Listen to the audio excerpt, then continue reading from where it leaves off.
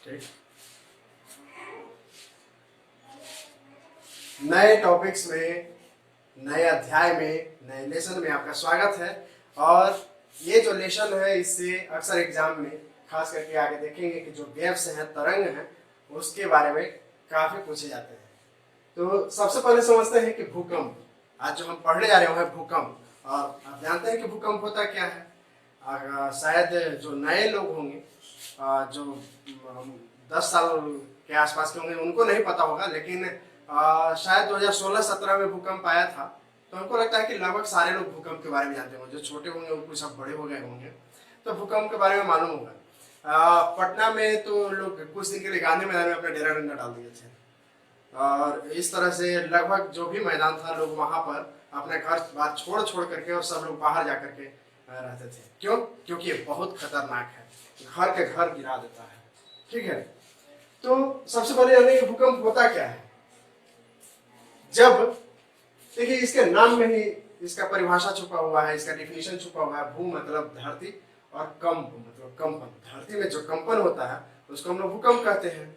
इसी को थोड़ा सा और बेहतर ढंग से कह सकते हैं कि धरती के अंदर से जो ऊर्जा मुक्त होती है, तो वो ऊर्जा तरंग का रूप धारण कर लेती है, और उस तरंग के कारण धरती में हलचल पैदा होती है, और ये हलचल को ही हम लोग भूकंप कहते हैं। ठीक है, चलिए आगे देखते हैं।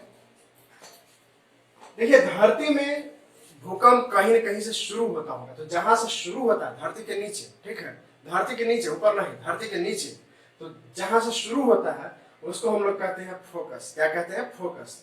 इसी को कहते हैं केंद्र। क्या कहते हैं? केंद्र। इसके अलावा इसको हाइपो सेंटर भी कहते हैं। जहां भी हाइपो लगा हुआ है उसका मतलब होता है नीचे। ठीक है, तो हाइपो सेंटर या फिर भूकंप मूल, इतने नाम है। जहां से शुरू होता है भूकंप, धरती के नीचे से जहां से शुरू होता है उसको हम लोग कहते हैं फोकस, हाइपो सेंटर, भूकंप मूल या फिर केंद्र। तो आप फोकस मेनली ध्यान रखिएगा, एग्जाम में फोकस ही रहेगा, इंग्लिश में लिखा हुआ, और हिंदी में केंद्र लिखा हुआ रह सकता है। तो फिर भी आप फोकस ध्यान रखिएगा, ज्यादा बेहतर रहेगा। ऐसे सब ध्यान रहे तो ज्यादा और भी बेहतर है। अब देखिए यहां से जब मान लेते हैं यहाँ से भूकंप शुरू हुआ, कैसे शुरू होता है, भूकंप क्यों आता है वो हम आगे जानेंगे। यहाँ शुरू हुआ तो ये जो वेव है यहाँ से ऊपर की ओर चलता है। और वेव ऐसा नहीं है कि सिर्फ एक वेव चलता है, यहाँ से इस डायरेक्शन में भी, इस डायरेक्शन में भी, अलग अलग डायरेक्शन में चलना शुरू होता है। तो जो सबसे नजदीक भूकंप मूल से वेव जो सबसे नजदीक पहुंचता है या सबसे पहले पहुंचता है, वेव जहां सबसे पहले पहुंचता है, यहाँ देखिए ज्यादा दूरी है, देर से पहुंचेगा, इधर ज्यादा दूरी है, देर से पहुंचेगा। तो भूकंप मूल से या फोकस से तरंग पृथ्वी के ऊपर मतलब भूपर्पट्टी पर सबसे पहले जहां पहुंचता है उसको कहते हैं ईपी सेंटर या अधिकेंद्र। ईपी का मतलब होता है ऊपर, ईपी का मतलब ऊपर। ठीक है, तो ऊपर जहां सबसे पहले धरती पर, देखिए ये शुरू हुआ तो धरती के नीचे से, अरे पहुंचा ऊपर तक। तो ऊपर जहां सबसे पहले पहुंचा, कहां? जहां सबसे पहले पहुंचा उसको हम लोग कहते हैं ईपी सेंटर या अधिकेंद्र। ठीक है, यहाँ केंद्र लेकिन यहाँ पर अधिकेंद्र। ठीक है, यहाँ फोकस लेकिन यहाँ ईपी सेंटर, यहाँ हाइपो सेंटर लेकिन यहाँ ईपी सेंटर। समझ रहे हैं बात को? चलिए हम अब जानते हैं कि ये जो तरंग है ये कितने प्रकार के होते हैं, क्योंकि क्वेश्चन अधिकतर वहीं से पूछे जाते हैं, इसलिए सबसे पहले उसको जानते हैं।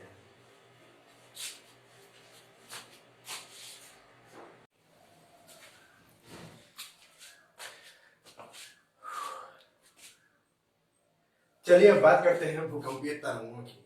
जब भूकंप आता है ना तो तरंग उठता है, इस तरह की लहरें उठती हैं। ठीक है, तो ये लहरें जो उठती हैं, जो तरंग धरती के नीचे से आती है, ये 3 प्रकार के होते हैं, पी, एस और एल। कौन? पी, एस और एल।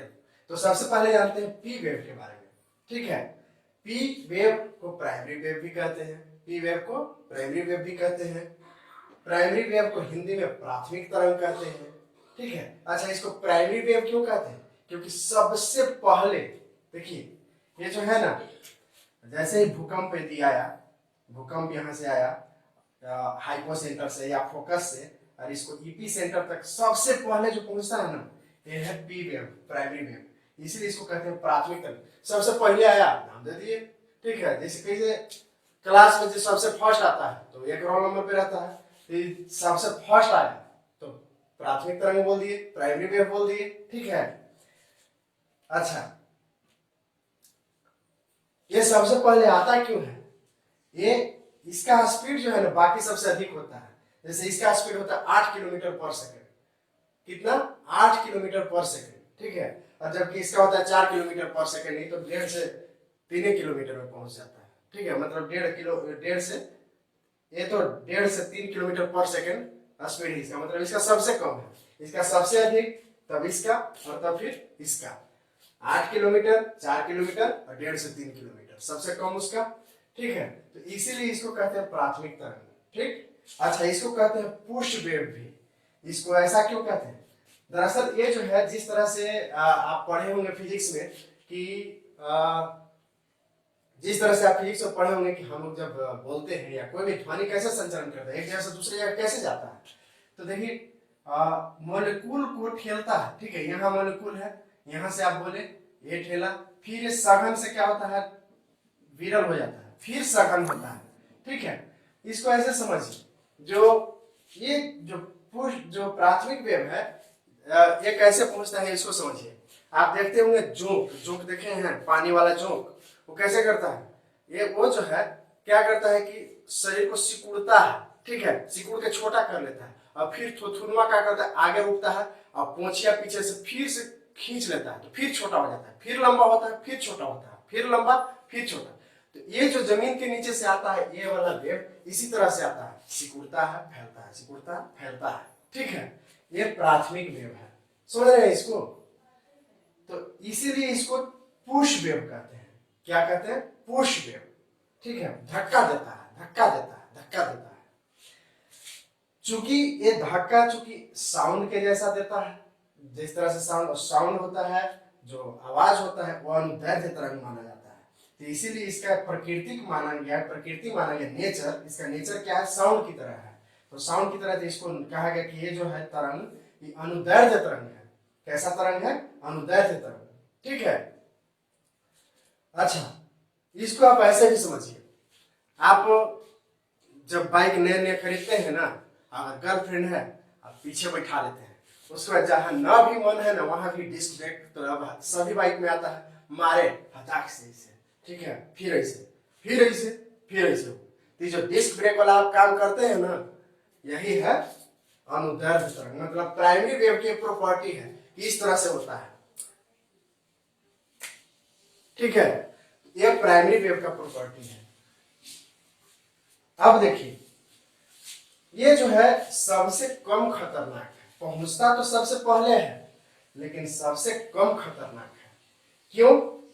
क्योंकि इसमें नुकसान बहुत कम होता है। जैसे मान लेते हैं आप डिस्क ब्रेक गर्लफ्रेंड को बैठा के बाइक चला रहे हैं, डिस्क ब्रेक मारे तो ज्यादा से ज्यादा भोंकना चुराएगा, है ना, ज्यादा से ज्यादा भोंकना चुरा जाएगा, इससे ज्यादा नुकसान नहीं होगा। तो बस यही बात इसमें भी है। इसमें क्या होता है कि ज्यादा से ज्यादा थोड़ा बहुत खिड़की टूटेगा, पॉल उखड़ जाएगा, ठीक है, बहुत ज्यादा नुकसान नहीं होता है, ठीक है। अच्छा, ये जो वेव है ना, ये सभी माध्यम में चलता है। सभी माध्यम कहने का मतलब है, सभी माध्यम में कहने का मतलब है कि देखिए, ये पृथ्वी है और पृथ्वी में सबसे बीच में कोर है। अब कोर क्या है? पिघला हुआ है, द्रव अवस्था में है ना। अच्छा, द्रव अवस्था में तो कुछ गैसेज भी होते होंगे और ये तो सॉलिड है ही जो ऊपर भू प्रॉपर्टी है। तो यहां से मान लेते हैं शुरू हुआ, तो ये तो सॉलिड माध्यम में गया ही, साथ ही साथ जो प्राइमरी वेव है ये लिक्विड माध्यम में भी प्रवेश करता है। किसमें? लिक्विड माध्यम में। तो कहते हैं इसको, ये जो वेव है ये सॉलिड, लिक्विड और गैस तीनों माध्यम में जाता है, ठीक है, सॉलिड, लिक्विड और गैस। क्योंकि स्पीड बहुत अधिक है, ठीक है, स्पीड सबसे अधिक है, इसलिए ये तीनों में जाता है। अच्छा, सेकेंडरी वेव को समझते हैं। सेकेंडरी वेव ये चूंकि जस्ट इसके बाद आता है तो रोल नंबर 2 हो गया, सेकेंडरी हो गया। रोल नंबर 1 ए, रोल नंबर 2 ए, ठीक है। अच्छा, ये जो है सेकेंडरी वेव को हिंदी में द्वितीयक तरंग कहते हैं, सेकेंडरी वेव को द्वितीयक तरंग कहते हैं। इसी को शीयर वेव भी कहते हैं। क्या कहते हैं? Shear wave. और इसी को अनुप्रस्थ कहते हैं, अनुप्रस्थ वेव। देखिए, ये जो है अनुदैर्ध्य था और ये अनुप्रस्थ है। अनुप्रस्थ यानी कि जो लाइट जैसे चलती है ना, तो अनुप्रस्थ तरंग के जैसा चलती है, जबकि साउंड अनुदैर्ध्य। तो यहां से क्वेश्चन पूछता है, इसको आप ध्यान रखिएगा, ठीक है। ये है अनुदैर्ध्य और ये है अनुप्रस्थ। आप इसको ऐसे समझिए, आप गर्लफ्रेंड को बैठाए हुए हैं, जा रहे हैं, और जब गर्लफ्रेंड को बैठेगा ना तो ना आपको ब्रेकर नजर आएगा ना गड्ढा नजर आएगा। फिर ब्रेकर आएगा उड़ा दिएगा इससे, ठीक है। अब गचकी आया गड्ढा, वो ने समझ रहे हैं, लग रहा है ना कि आपके लिए कुछ ये नहीं है। अब उसमें क्या होगा, वो वेव के जैसा ऐसे चलिएगा, और जब गिरिएगा ना तो खूब मजा आएगा, नाक गोड़ हाथ इतना कम से कम जरूर टूटेगा। उसके बाद हॉस्पिटल में जाइएगा। तो ये इसके अपेक्षा अधिक खतरनाक है ना, ये इसके अपेक्षा अधिक खतरनाक है। इसमें तो आप खाली डिस्क ब्रेक मार के ऐसे कर रहे थे, ई वाला में ऐसे कर रहे थे, गए हॉस्पिटल में, ठीक है, समूचे आशिकी उतर गए। अब इसका जो ये समझ गए। अच्छा, इसको ऐसे भी समझिए, इसको आप ऐसे समझिए। क्या कीजिए कि आप देखते होंगे, आप जब नहाने के बाद गमछी टांग देते होंगे शरीर पर, तो जब हवा चलती है तो कैसे होता है, लहर मारता है ना, लहर। तो इसी तरह से ये वाला वेव है, इसी तरह से ये वाला वेव है। ये जो है लहर मारता है इस तरह से, जैसे साउंड ट्रेवल करता है, साउंड इस तरह से चलता है ना, देखिए, सॉरी, जैसे प्रकाश ट्रेवल करता है, प्रकाश इस तरह से चलता है ना, इस तरह से, ठीक है। तो देखिए ये है शियर वेव, द्वितीयक तरंग इसे कहते हैं, सेकेंडरी वेव कहते हैं। अच्छा, इसका स्पीड सीधे इससे आधा होता है, 4 किलोमीटर प्रति सेकंड। कितना? 4 किलोमीटर प्रति सेकंड। और ये जो है ना, ये यहाँ तक कोर तक नहीं पहुंच पाता है, स्पीड कम होने के कारण ये कोर तक नहीं पहुंच पाता। इधर से ऐसे यहाँ तक आता है, तो यहाँ तक आया तो आया, इधर से ही ऐसे मुड़ जाता है, ठीक है। इधर से ऐसे सॉलिड में पूरा कंप्लीट जाता है, लेकिन लिक्विड में प्रवेश नहीं कर पाता है। क्यों? स्पीड नहीं है, स्पीड नहीं तो जाएगा कैसे, ठीक है। आगे देखिए, ये है लॉन्ग वेव। क्या है? Long wave. इसी को कहते हैं लव वेव। एगो वैज्ञानिक थे एच.डी. लव, ठीक है। एच.डी. मूवी अब देखते हैं ना, थोड़ा ज्यादा बढ़िया क्वालिटी वाला, वही वाला एच.डी. तो एच.डी. लव, वो वाला एच.डी. नहीं समझिए कि वो एच.डी. मूवी के खोज वही किए हैं, नाम है इनका एच.डी. लव, ठीक है। इसी को कहते हैं सरफेस वेव। अच्छा, सरफेस वेव क्यों कहते हैं? क्योंकि ये जो है ना सरफेस पे चलता है, मतलब ये धरती है ना, ये धरती है तो इसके ऊपर ही चलता है। ये सब तो नीचे से आ रहा था, ये धरती पर चलता है। ये दोनों के कारण जो एल वेव है उत्पन्न होता है, उसका खोज बाद में हुआ था। अच्छा, चूंकि धरती के अंदर से, ये जो है धरती के अंदर से उत्पन्न होता है, इसीलिए इसको कहते हैं बॉडी वेव। याद रखिएगा, ये जो पी और एस वेव है, इसको हम लोग कहते हैं बॉडी वेव। क्या? बॉडी वेव है दोनों को, ठीक है। मतलब कि अगर कहें कि बॉडी वेव कितने तरह के, तो पी और एस है ना। ये भी ध्यान रखिए, पूछता है क्वेश्चन कि पी वेव कौन कौन से माध्यम में ट्रेवल करते हैं, जाते हैं, तो सॉलिड, लिक्विड, गैस। जबकि एस वेव सिर्फ सॉलिड, ठीक है। अच्छा, तरंग की बात याद कैसे रखिएगा? तो पी वेव तो आप जान ही रहे हैं कि डिस्क ब्रेक मारे थे। एस वेव देखिए, कोई एक याद रखिएगा तो भी याद रहेगा कि वो वाला ऐसे था। ये देख रहे हैं ना, गमछी इस तरह से लहर चल रहा है ना, तो एस पे भी लहर है, ठीक है। एस जब लिख रहे हैं तो इस तरह से, ये इस तरह का होता है, ठीक है। अब देखिए, ये है long wave, love wave, surface wave. एक ही है, सरफेस वेव नाम है, तो हिंदी में इसी को कहते हैं सतही तरंग। क्या कहते हैं? सतही तरंग। इसी को कहते हैं रिलीग तरंग, इसी को कहते हैं आर वेव, इसी को कहते हैं रे लाइट वेव। समझ रहे हैं? और ये सबसे अधिक खतरनाक होता है। कैसे? सरफेस पे चल रहा, ये तो नीचे से ऊपर आते आते बहुत हद तक इसका एनर्जी कमजोर हो गया, इस सरफेस पे चल रहा है, ठीक है। और सरफेस चल रहा पूरा एकदम ऐसे उड़ा देता है। कैसे? इसको समझिए, आप इसको ऐसे समझिए कि लहरिया कट देखे होंगे, लड़की पीछे बैठे कुछ ज्यादा ही लहरिया कट, लड़की जा रही है नहीं से, तो वहां पे लहरिया कट चलावे के कुछ ज्यादा ही मजा आता है, ठीक है। अब आप में से कई ऐसे खचड़ा स्टूडेंट होंगे जो चलाते हैं, लड़की देखे नहीं कि लहरिया कट शुरू, ठीक है। तो ऐसे लहरिया कट जो ऐसे मारते हैं ना, तो ये वाला उसी तरह से चलता है। ये जो लव वेव है, जो लव का जुनून सवार होता है तो लहरिया कट लोग मारना शुरू करता है, ये उसी तरह से चलता है। समझ रहे हैं? तो लहरिया कट में जब आदमी गिरता है ना, बाइक से एक्सीडेंट होता है तो कोमा में चल जाता है, और उसके बाद पूछता है मैं कौन हूँ, मैं कौन हूँ। समझ रहे हैं? मतलब अपने आप को पहचानता नहीं है। इस तरह से नाक भूखना चुरा जाता है, माथा चुरा जाता है, लेकिन फिर भी लव का भूत सवार रहता ही रहता है। ठीक है? कोई कोई लोग तो इतना खचा होता है कि एक्सीडेंट 4 बार कर गया, लेकिन तो 5वां बार सुधरे के नाम नहीं लेता है, वो जब तक कि मरेगा नहीं। ठीक है? ऐसा ऐसा लोग है। इसको आप समझ गए होंगे। ये सबसे अधिक खतरनाक होता है, कहे कि धरती पर ये चलता है और पूरा जो है पॉल पुल सब उखाड़ देता है। ठीक है? इसके कारण पुल सब टूट जाता है। अब इसको ऐसे समझिए, ये जो है ना आवेगा भूकंप, तो मान लेते हैं 2 को 3 को पॉल है तो ऐसे होगा, है ना, इस तरह से फोर्स लगेगा। ये वाला जब वेव आएगा ना, तो ये कोई मान लेते 3 को पॉल गाड़ा हुआ तो ऐसे होगा, और ई ऐसे हो जाएगा। ठीक है? तो इस तरह से होगा, इस तरह से। ये वाला जो लॉन्ग वेव है, तो ये तो चूंकि धरती पर चल रहा है, ये आगे पीछे होगा। ठीक है? पूरा एकदम धर के झकझोर देता है और यही घर को गिराता है। ये सबसे खतरनाक है। अगर पूछिए क्वेश्चन की सबसे खतरनाक वेव कौन है, तो लव वेव है। लव ही तो खतरनाक है। अरे देखिए, लड़का सब समझता है ना हम बड़ी होशियार है। ठीक है?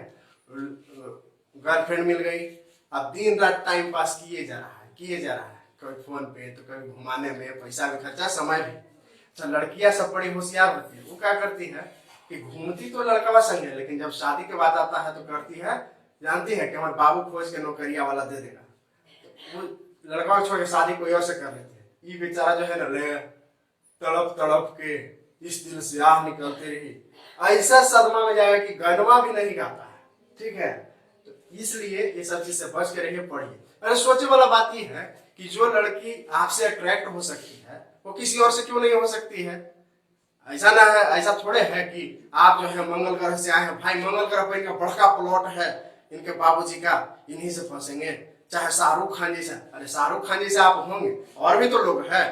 तो जो लड़की आपसे अट्रैक्ट हो सकती है वो किसी और से काहे ना अट्रैक्ट होगी? सिंपल से कॉमन सेंस का चीज है। तो लड़कावा सब समझता है कि हमारा ट्रू लव है, सच का एकदम सचों के प्यार है। ठीक है? एकदम सचमुच का, खाली हमारे ऊपर जाने सकते हैं, ऐसा कुछ नहीं है। ठीक है? जिस तरह से आपके पास गर्लफ्रेंड है ना, फिर भी एक दूसरी लड़की सुंदर है तो वैसे मुंह करके देखे लगते हैं। लड़कियां सब भी देखती होगी, ऐसा थोड़ा है कि ना देखेगी। कोई जॉन अब्राहम जैसे देख गया तो आपको क्या देखेगी, है ना जी?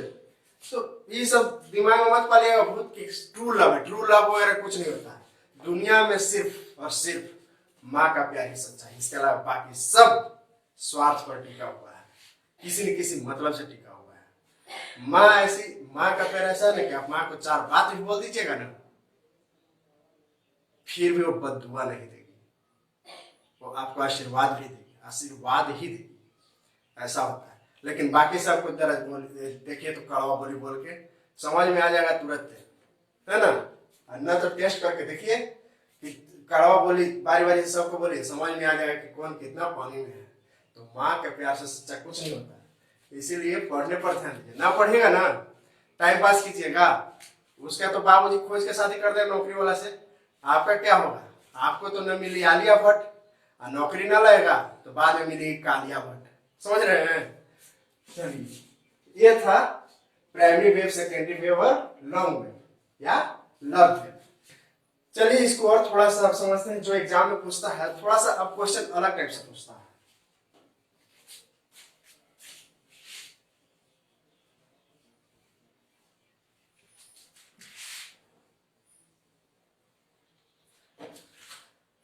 देखिए, इसका स्पीड अधिक है, वेव है, तो स्पीड अधिक होने के कारण इसका आवृत्ति जो है ना अधिक होता है। आवृत्ति मतलब 1 सेकंड में कितना ये जो वेव है बना, 1 सेकंड में कितना वेव, तो सबसे अधिक इसका है, तभी तो स्पीड अधिक है।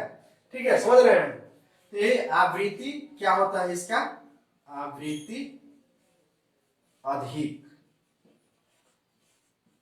आवृत्ति अधिक मतलब एक ये जो है ना 1 सेकंड में अधिक बना, ये जो है 1 सेकंड में सबसे अधिक इस तरह का बना। ठीक, आवृत्ति अधिक है।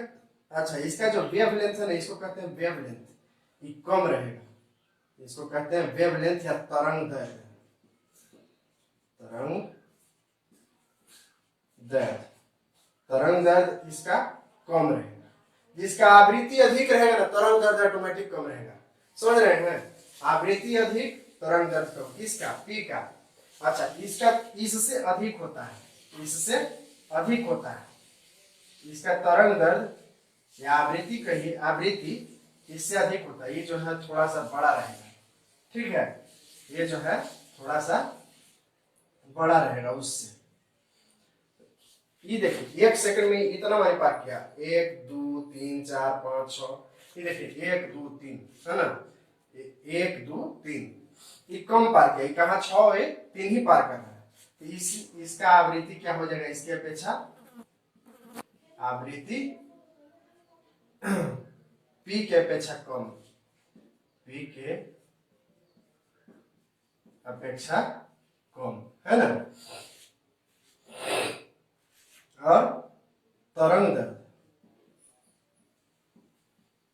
तरंग दैर्ध्य क्या हो जाएगा? तरंग दैर्ध्य देखिए, लंबाई जो है ना इसका इतने था, इसका थोड़ा बड़ा हो जाएगा, तो पी के अपेक्षा अधिक, पी के अपेक्षा अधिक। तो क्वेश्चन अब यहीं से पूछता है। ठीक है, क्वेश्चन अब यहीं से पूछता है कि किसका आवृत्ति कम और किसका अधिक। अच्छा, इसका देखिए, इसका जो है ना, इसका इधर बना दे रहे हैं, उधर हो सकता है कि आपको नजर ना आए। तो इसका जो है लॉन्ग वेव का, इसका और अधिक रहेगा इससे। तो तरंग दैर्ध्य इसका अधिक और आवृत्ति, आवृत्ति इसका। अब देखिए इतना ही लंबाई में एक, इतना ही लंबाई में ये देखिए तो एक एक आ रहा है। तो आवृत्ति जो है सबसे अधिक, आवृत्ति सबसे कम, आवृत्ति इसका सबसे कम। ठीक है, अब तरंग दैर्ध्य सबसे अधिक, तरंग दैर्ध्य सबसे अधिक। समझ रहे हैं? तरंग दैर्ध्य सबसे अधिक। ठीक है, चलिए आगे देखते हैं। इसके कारण जो पी और एस वेव है, इसके कारण ऐसा भी धरती पर कुछ क्षेत्र हैं जहां भूकंप नहीं आ पाते हैं। क्यों नहीं आ पाते हैं उसको समझते हैं। देखिए देखिए, जैसा कि नाम से ही मालूम है, भूकंपीय छाया क्षेत्र। अब ये छाया क्षेत्र क्या है, जरा से इसको समझिए। देखिए ये है धरती, क्या है? धरती का फोटो, धरती नहीं, धरती पर जो हम खड़ा है, यह धरती का फोटो। ठीक है, अब देखिए क्या होता है, ये बीच में है, बीच में क्या है? कोर, और यहाँ पिघला हुआ मैग्मा है ना, यानी लिक्विड है। क्या है? लिक्विड है। यहाँ कहीं भूकंप आया, यहाँ कहीं फोकस पर शुरू हुआ, यहाँ कहीं फोकस पर शुरू हुआ, अब फोकस से पहुंचा यहाँ, कहाँ? यहाँ, मतलब फोकस से ईपी सेंटर पर, अधिक केंद्र पर। कहाँ? अधिक केंद्र पर। ये है आपका फोकस केंद्र। अब जो सबसे पहले कौन पहुंचा? P wave. तो पी वेव देखिए कैसे पहुंचता है। पी वेव जो है ना कैसे पहुंचता है, यहां से आया, इसमें लिक्विड में प्रवेश कर गया, आ गया। देखिए ये पृथ्वी, ये जो है ना, ये सबसे नजदीक है, वहां सबसे अधिक नुकसान पहुंचाता है। और ऐसा नहीं कि सिर्फ ऊपर जाता है, जब वेव आया है, कोई चीज टकराया है, तो नीचे तक जाएगा ना, है ना। ये नीचे तक दूरी बहुत अधिक हो जाती है, तो यहाँ आया, लेकिन इधर पता नहीं चलता, क्योंकि आते आते आते आते स्पीड कम हो जाता है, स्पीड कम हो जाता है। अच्छा एक बात और समझिए, सॉलिड में जो तरंग है ना, इसका स्पीड बढ़ जाता है, जबकि लिक्विड में स्पीड घट जाता है। तो ये पी वेव है, ये पी वेव है, यहां से आएगा, यहां से आएगा, टकरा करके वापस ऐसे आएगा। तो इस तरह से आ रहा है, इस तरह से आ रहा है, और इस तरह से आ करके ये क्या होता है कि अपवर्तित हो जाता है। पी वेव ऐसे इस तरह से लिक्विड मिल गया, अपवर्तित हो जाता है, और फिर जो है ना इस तरह से हो जाता है। ठीक है, यहां से देखिए, यहां से आया, इस तरह से पी वेव ये अपवर्तित हो गया, अपवर्तित हो गया। लिक्विड मिलने के कारण जो डायरेक्शन यहाँ होना चाहिए था वो बदल गया, रास्ता थोड़ा सा बदल गया और इस तरह से हो जाता है। ठीक है, जैसे ही ये लिक्विड माध्यम मिला तो इस तरह से क्या होता है, पी वेव सभी माध्यम में, सॉलिड, लिक्विड और गैस में भी गमन करता है। ठीक है, अब देखिए पृथ्वी के इस ओर ये शुरू हुआ था और इस ओर तक पहुंचा है। ठीक है, लेकिन एस वेव जो है, या पी वेव की बात कर रहे हैं, एस वेव, अच्छा पी वेव के लिए, पी वेव चूंकि सभी माध्यम में जाता है। ठीक है, अच्छा एस वेव देखिए क्या है, एस वेव, एस वेव यहां से शुरू हुआ, इस तरह से वापस रिटर्न रिफ्लेक्ट होता है। ठीक है, परावर्तित होता है। क्या होता है, परावर्तित। भूकंपीय जो तरंग है उसमें भी अपवर्तन और परावर्तन होता है, तो परावर्तित हुआ, यहां से वापस आया यहाँ। ठीक है, इसी तरह से ऐसे, ठीक है, इस तरह से ऐसे, एस वेव है। क्या है, एस वेव, एस वेव। ठीक है, अब एस वेव जो है ना, साथ साथ यहाँ तक 11,000 किलोमीटर आता है। एस पी वेव के साथ 11,000 किलोमीटर तक, धरती के अंदर 11,000 किलोमीटर तक साथ साथ आता है। कौन, एस वेव और पी वेव। और फिर 5,000 किलोमीटर जो है, 5,000 किलोमीटर एस वेव मिलना बंद हो जाता है। 5,000 किलोमीटर के बाद एस वेव नहीं मिलता है। एस वेव का यदि एंगल बनाया जाए तो 105 डिग्री तक, 105 डिग्री तक, यहां से 105 डिग्री तक पहुंचता है। ठीक है, कितना, 105 डिग्री तक, जबकि पी वेव 145 डिग्री तक पहुंचता है। अब देखिए ये जो इसमें यहाँ पर जहां की भूकंप नहीं पता चला, ये एरिया जो है जहां भूकंप आया ही नहीं, भूकंपीय तरंग का झटका लगा ही नहीं, ये वाला वेव, ये जो एरिया है, ये जो क्षेत्र है, इसी को हम लोग कहते हैं शैडो जोन या भूकंपीय छाया क्षेत्र। क्या कहते हैं, भूकंपीय छाया क्षेत्र, इसको हम लोग कहते हैं शैडो जोन, इस एरिया को। ठीक है, अच्छा इसको लोग पता कैसे किया, तो यहां से भूकंप यहां तक आया, इधर भी आया, जो बीच में नहीं आया, तब लोग समझा कि अच्छा यहाँ कुछ न कुछ गड़बड़ है। तो इससे पता चला कि पी वेव यानी कि पार किया है तो यहाँ तक आया, और एस वेव नहीं पार किया है तो यहीं तक रह गया। ठीक है, तो ये जो बीच वाला एरिया है, यानी कि यहाँ पर भूकंप ये झटका नहीं मिला, इधर और इधर मिला, यानी कि ये शैडो जोन में आ रहा है। ठीक है, अच्छा ये समझिए, यहाँ हम बना रहे हैं तो ऐसा नहीं कि धरती पर सिर्फ यहीं आ रहा है, मतलब कहीं एक ऊंचाई मान ली, यहाँ यहाँ यहाँ कहीं भी भूकंप आ सकता है। ठीक है, चलिए अब आगे जानते हैं, शैडो जोन समझ गए होंगे, अब आगे जानते हैं कि भूकंप के प्रकार।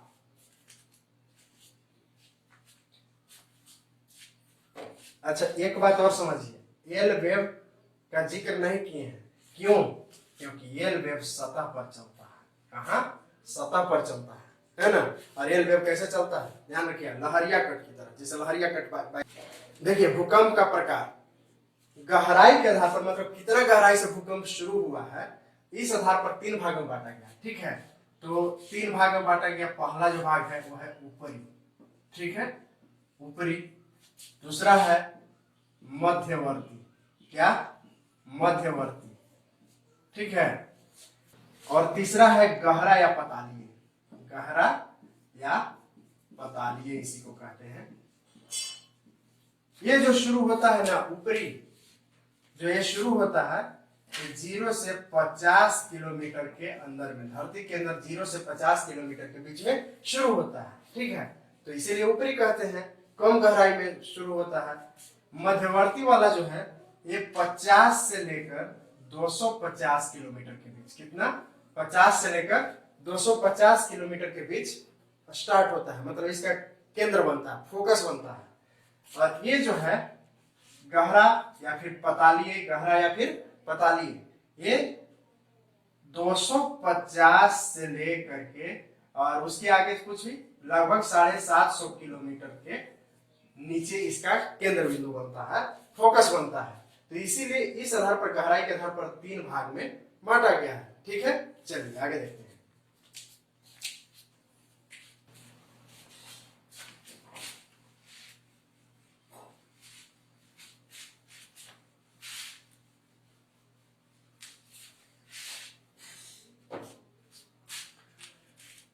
अभी हम जानते हैं भूकंप मापी यंत्र के बारे में या भूकंपीय पैमाना।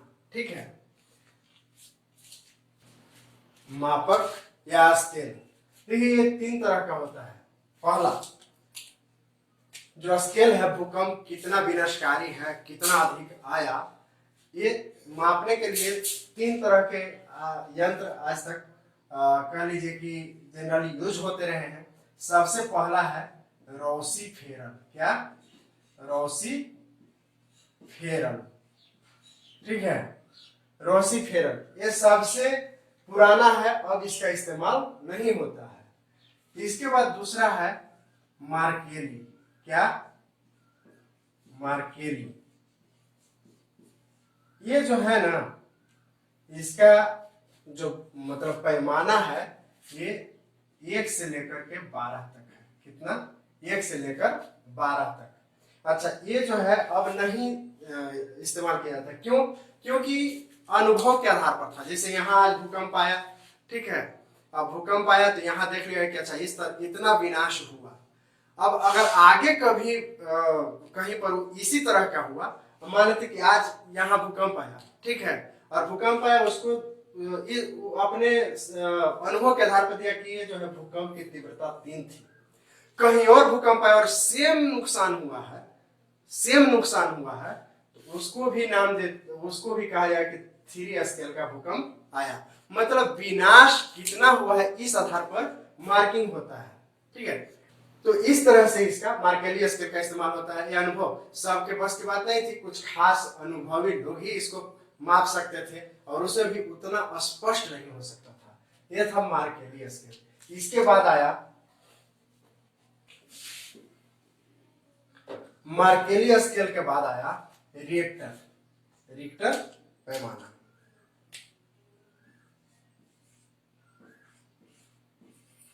रिक्टर पैमाना ये जो है 0 से 9 के बीच होता है। कितना? 0 से 9 के बीच। ठीक है, ये रिएक्टर पैमाना है। ये लॉग आधारित था, मतलब लॉग पे काम करता है।